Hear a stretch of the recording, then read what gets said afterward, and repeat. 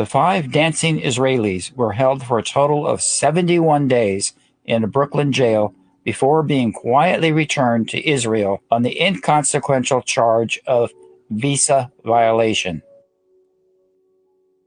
3 of them were later invited to an Israeli TV show in November 2001, where one of them stated, "Our purpose was to document the event." The fact of the matter is, we are coming from a country that experiences terror daily.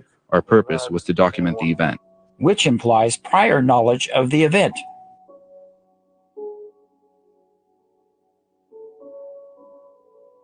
The 5 dancing Israelis are just the tip of a vast iceberg.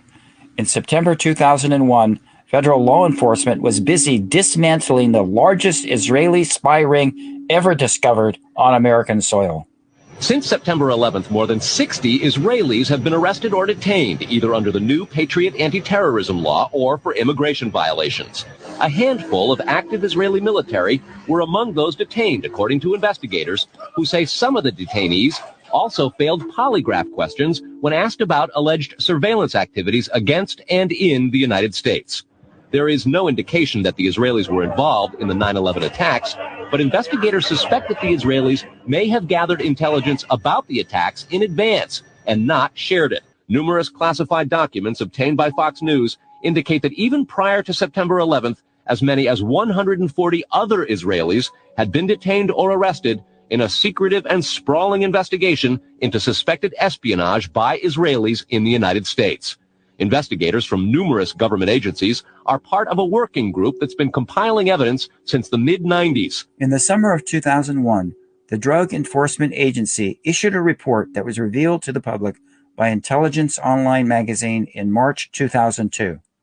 According to this report, 140 Israeli spies aged 20 to 30 had been arrested between March 2001 and September 11th, and 60 more would be arrested shortly after September 11th.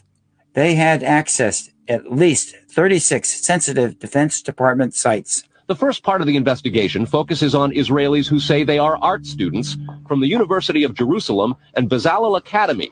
They repeatedly made contact with U.S. government personnel, the report says, by saying they wanted to sell cheap art or handiwork. Documents say they, quote, targeted and penetrated military bases, the DEA, FBI, and dozens of other government facilities, and even secret offices and unlisted private homes of law enforcement and intelligence personnel.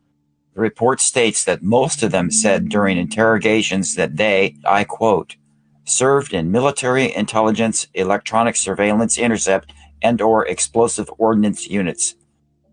Some have been linked to high-ranking officials in the Israeli military. One was the son of a 2-star general, one served as the bodyguard to the head of the Israeli army, one served in a Patriot missile unit. Another acknowledged he could blow up buildings, bridges, cars, and anything else that he needed to, end of quote. What is particularly interesting is that, according to the DEA report, I quote, the Hollywood, Florida area seems to be a central point for these individuals, end quote.